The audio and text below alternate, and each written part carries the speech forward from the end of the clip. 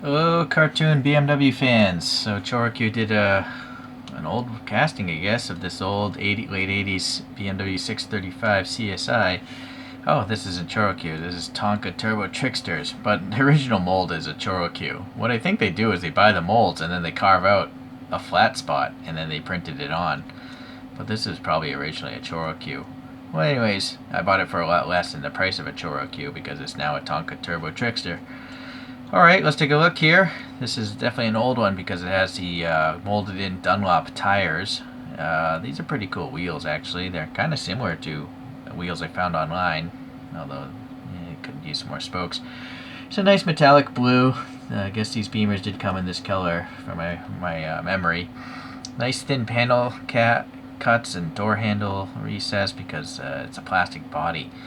And then I'm thinking the windows are a separate piece of plastic, because they're quite recessed, and this color separation is so good. That's funny. I think that's supposed to be a mirror. It's just barely sticking out. It's kind of hilarious. Alright, we got a chin spoiler for some recessed details there. No paint, of course, though. Even this, we have a little recess. And then we have silver paint for the headlights, and then a fine texture here in the grille, and then a different vertical texture for the kidney bean part of it. And I almost feel like there's silver going around the kidney beans. Alright, some orange for the turn signals. A BMW logo, it's actually almost legible, right? And then we have literally a sticker, like some sort of glossy paper sticker, I assume. Some venting there, they printed on, you know, what the car is, and the wiper blades. The molding detail of the windows is pretty good. This side here, you know, if you press down, the stance isn't too bad considering it's a pullback toy.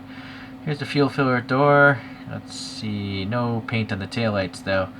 The spoiler there, yeah, that's okay, I guess. And look, a sticker of a sunroof. That's funny. They would have been better off not even having that sticker, I think. Maybe they all came with sunroofs. So like a real ChoroQ, standard construction of a screw and a tab in the back. And this, I guess, will be my first Turbo Trickster wheel mod. I like this car enough that I'm gonna, you know, pop on some wheels of the original. I almost feel like someone took this apart before because all the paint's missing from the tab. The question is, can I pull this apart without it breaking? Because I think this is probably from the 80s, this toy. Maybe the 90s. Boy. You know, I have to come back. I don't want to do this on screen. I'll break it. So here are the wheels, and I was going for that photograph back there, as you can see. Alright. But, you know, I can't paint that little propeller thing in there, so the whole middle is blue. Yeah, I can live with it. The tires are very old. They're very loose. They stretched out as I pulled them off the original wheels. It seems like someone glued this in place. I couldn't get it open, so I ended up having to pry the wheels off, actually cutting one off even.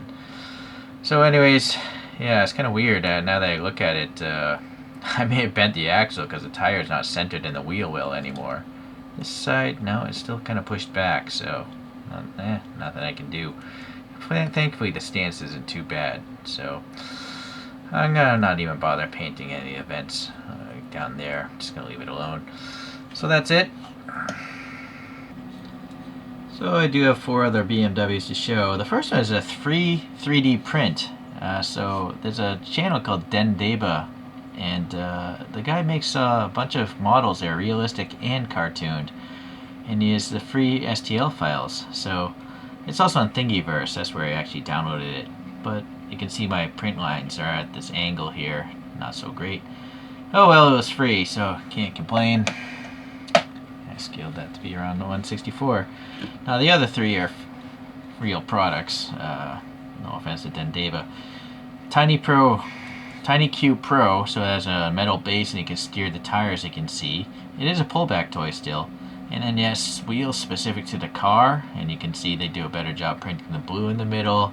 What I like about the brand are the real headlights. You know, they're clear, like with light buckets behind them. Obviously they don't work, but they look real. And even the grill, it looks like it's a separate piece maybe. So anyways, very cool. I added my own license plate. Here's an older one. was it E30? I forget. E30. What chassis it is. Oh, it says nice. E30. Okay, so that's great that they tell you what chassis it is, because I can't remember. And then there's, I guess, a modern one, and that would be an E46. Okay, so an M3 coupe, I guess. Oh, what is this blue one then? Is that an E92? Okay. Anyways, Tiny Q is awesome. I just wish they made more castings. I would buy more. I don't want to have duplicate colors, really. I mean, duplicate castings in different colors. I just want different castings. Oh well, anyways, so that's what I got for BMWs, if you should be interested in cartooned versions of them.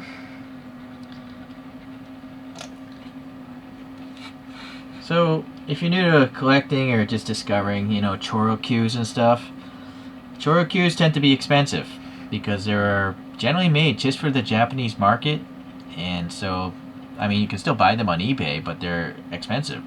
But these Turbo Tricksters being distributed in America, and no one seems to care about cartoon cars there, you can buy them pretty cheap off eBay. So I suggest you go and do that if you're into this sort of stuff.